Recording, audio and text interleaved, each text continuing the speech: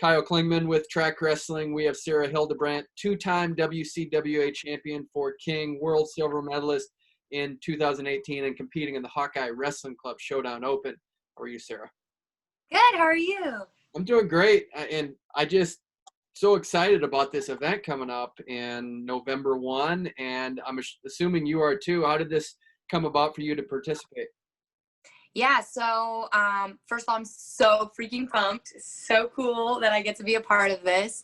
But yeah, I had started talking to Tom Brands, and he was expressing his interest in having a women's match, couple women's matches on the card, and that was obviously super important to me, super important to him, and just kind of working through the logistics with him. And yeah, we got the ball rolling, and now I get to be a part of this super legendary card that I think is going to be super entertaining. So yeah, can't wait. What's it going to be like wrestling against your training partner, Erin Golston? You brought her to the World Championships. Will that be a strange dynamic, or how do you approach that? Strange in a sense, I guess. Like, we've never competed in like on a stage like that where it matters. We've just really competed against each other in a practice setting, and yeah, she's been my training partner and one of my really close friends. So but I'm excited to compete against her, one, because I know she's going to put it all out there like I will, and I think that just that creates fun wrestling. Like, we're going out there, we've never competed, especially now, even that I've dropped down to 50, so that makes things a little interesting. But yeah, it should be fun. It sounds like you guys are going to have the same flight flying out, aren't you? Yeah. Same flight coming out from the spring. So, but no, things are good. Like, it's not like awkward in a sense like that, like, we respect each other as athletes. We respect what we're trying to do, and when it comes time to shake hands, that's what we do. We leave it all out there. And when it's all said and done, we're back in the room trying to get better. And so I love that about her, that she's here to push me, but she's also here to, to win like I am. So it's always good wrestling with that. Wrestling is your full-time job, and this is a compensation event. Do you feel like you're getting compensated adequately to participate in this event? Definitely. And that's something that's obviously important, being one of the, I feel like one of the top wrestlers for U.S. women. I feel it's my responsibility to accept cards where I'm being paid adequately, because that sets a precedent for women who follow me, the women below me. That's just setting the stage, right? If Adeline Gray goes out there and is only accepting a certain amount of money, what does that say about other people, other women wrestlers, right, who aren't 5-time world champions? So I think it helps create a better atmosphere for women and getting what they deserve. And I'm really, really grateful that Hawkeye Wrestling Club and Tom Brands understand that and are willing to adequately pay women what they're worth, what they deserve. And obviously it's important to me because this is my full-time job, and I got to do what's best for me and my family and my livelihood. So yes, definitely. What's this been like to really take off as a marketable commodity? You have a Rudis line, and just over the last couple of years, you've really become one of the names in the sport. How has that happened for you? Gosh, yeah, I really started taking off after World Championships. But it's been really fun. It's like a whole another layer of sport that I just never considered, and never like realized was kind of part of it all. So I think just kind of navigating, practice on top of photo shoots, on top of obligations with interviews or meeting with Rudis, or, there's a business aspect to it, which is very important because, like I said, it also helps with my day-to-day finances and things I need to do, but it's also really fun. So just kind of balancing act, all those things, but I enjoy it. It's a nice breakup from crazy wrestling life, and then you maybe go to a photo shoot and it's like I have 2 black eyes and scratches on my face, so it's like curl that up real quick. But no, it's super fun. Does it add another layer of stress having the Rudis and all of the branding that you have to do? Rudis is amazing. So they will never do anything if it's stressing me out. I'm really close with them. So they know, kind of my tendencies when I'm around competition and my anxieties, and they work around my schedule. So in terms of Rudis, they're amazing. I never feel extra stress from them. They understand wrestling really well too. So it's not like just some outside media outlet that doesn't understand the sport and kind of everything that goes with it. So with them, never. Sometimes I do, just by nature of putting too much on my plate, get a little stressed out. But I feel like I always operate better when I'm busy. So by the end of the day, I prefer it anyways. So. How have you done this from going to college? You were a 4-time finalist. You wrestled at 123 pounds, now working your way down to approximately 110 pounds. How have you made that descent? Yeah, it's been a really slow one. That's so funny. I was talking to my coaches this morning. We were talking about like, oh, that was in 2017 or early 2018. I was like, yeah, that was 2 weight classes ago. That was forever. Like, that's, I feel like, I measure time. But yeah, it's just been really slow, really natural. So it's never felt like, if I told you in 2015, I walked around at 132 pounds and now I wrestle 110, like, oh my gosh, how do you lose all that weight? But it's been very, very gradual and healthy, and just, changes in my diet and my productivity, what I'm doing, when I'm sleeping, just really zeroing in on every aspect of my health. And it kind of naturally happened. So yeah, now I'm around 52 and a half usually is where I like to walk around at. And so 50 just made the most sense, when I made that decision. King University has really produced a lot of women that are the mainstream media right now. They are the women that we're talking about, whether it's you, whether it's Forrest Molinari, Julia Salata, Allie Reagan, you can go down the line. How have they done such a good job of producing great talent? Yeah, so Jason Mormon was, is the head coach there. And I don't even think we were aware of, like, I didn't know, at least, even when I signed at the school, of, like, the talent that was coming there. Like, I think Jason is just, he's a really great coach. He's really great at recruiting. And now you add Julia Salata in that mix too, which obviously I was competing with her, but I think that's a great combination of those two.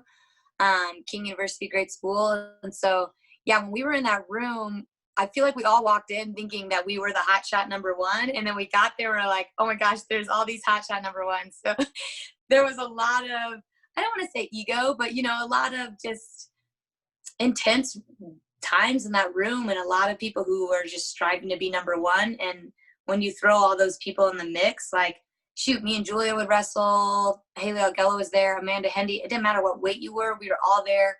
We were scrapping. I mean, it was intense, and I think that just creates a lot of success. The Hildebrandt family has created a unique space in wrestling, and that you're still competing for world medals. Your brother's at Central Michigan, and now your sister is the head coach of a women's program. What's it like to be part of that space? Oh, it's so cool. It's so neat to, like, especially for my sister, like, see a headline, on Trackwrestling or some news from Trine, like her university, talking about her and in a wrestling setting. And it's just so neat to see, and just seeing, same with my brother, every time he accomplishes something, anything that comes out about him. And it's just really neat to do this on this level with my siblings. It's something that's been a part of our lives forever. I mean, we wrestle in a living room, on the trampoline, on the grass, anywhere. So, like, wrestling is very important to us, obviously. So to just kind of be, leaving a legacy of the Hildebrandt name, I feel like, in a way, and just participating in the sport together is really, really special. Talk about your sister, Amy. She's in her mid-20s. I think she's 25. She's the head coach at Trine. How has she gotten to this point where she's made such a fast rise to the coaching ranks? Yeah, well, she's so passionate, first of all. And, just you're around her, and you want to be around her, right? She inspires, she's encouraging, and she's just, like, such a change up from, sometimes in wrestling, it's just same old same. It's really hard. It can be really mundane. So you kind of get around that feeling sometimes, but she is just a ball of passion, and maybe it's been helpful that she kind of came into loving the sport later in life, because she's so fired up about it all. And I feel like people just want to feed off that, be around it. And she loves the sport. You know, I talked to her, and she studied a lot of things in school, and to hear her now be like, no, this is what I want to do. And to hear her say that so sure, like, that's just so awesome to be around and to understand that, like, this is what she wants to do with her life and help other people. She's damn good at it. So I think that kind of helps as well. Do you guys have a group text that you're on?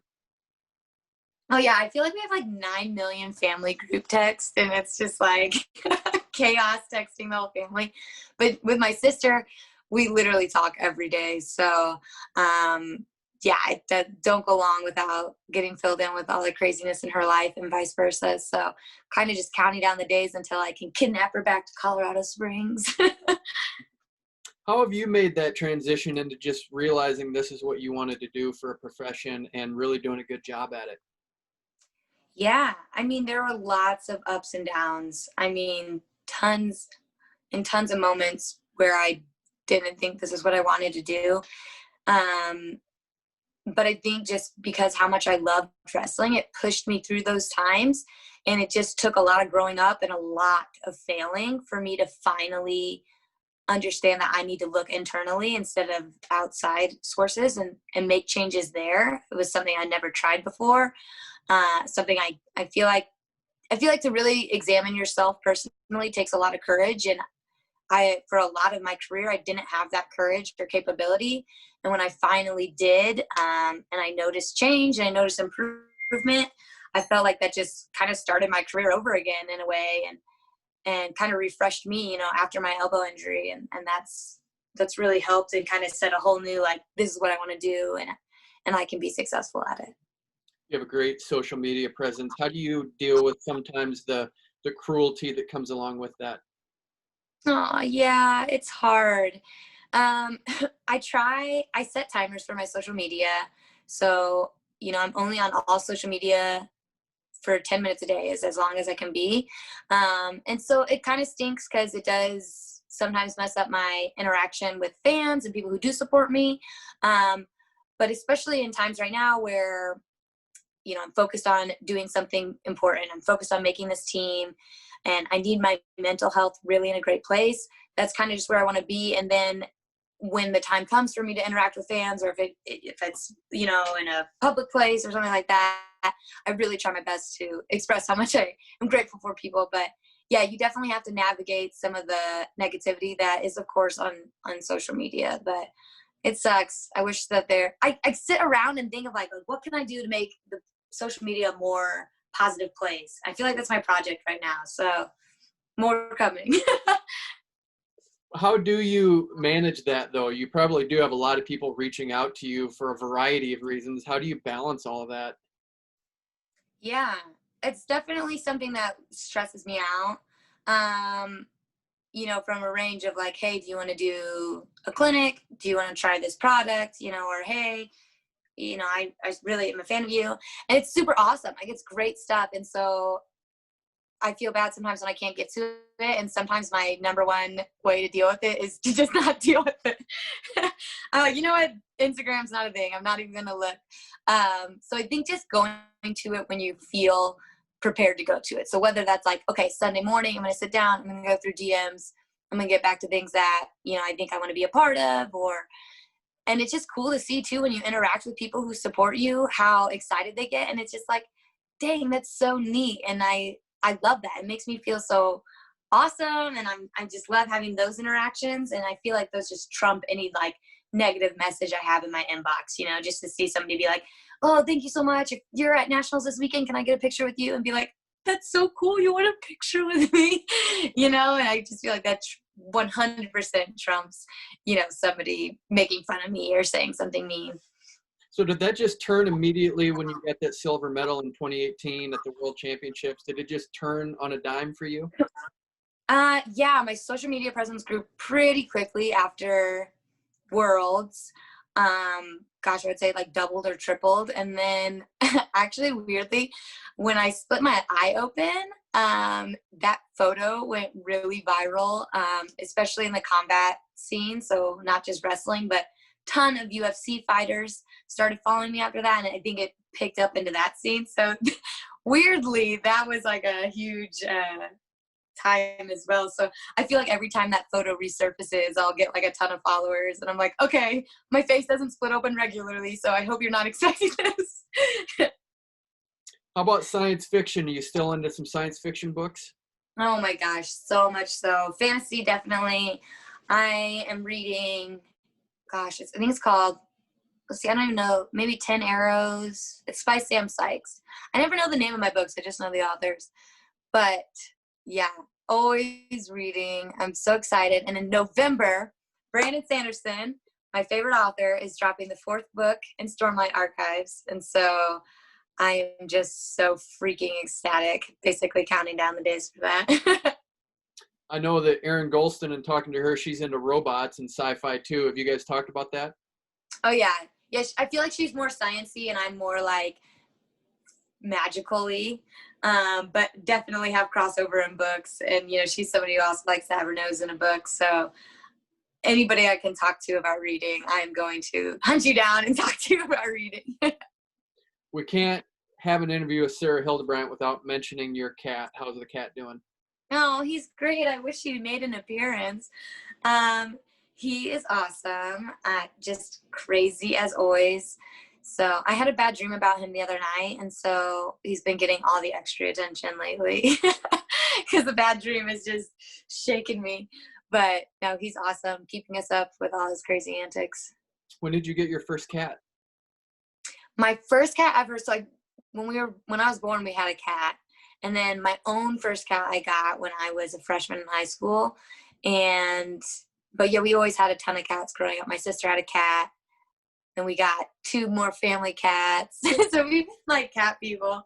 And then I had a dog actually in college who is now my dad's absolute best friend. Once I got my own place, I couldn't bear to separate them too. So now I'm back to having cats. So it's, you know, crazy cat lady for life. We mentioned your brother Drew wrestles at Central Michigan. Have you gotten to know head coach Tom Borelli? I have spoken to Tom Borelli, and I think he's an amazing coach. But I haven't got to know him like super well. Obviously, I know everything my little brother says about him is amazing.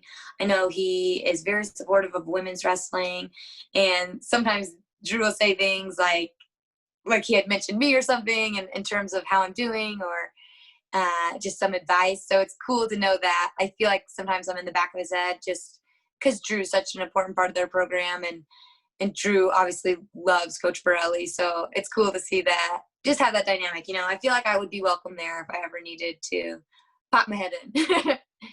November 1 is the Hawkeye Wrestling Club Showdown Open. Sarah Hildebrandt is on the card, which we're all excited about. Thanks for this time, and see you in Coralville. Yes, thank you so much. I can't wait.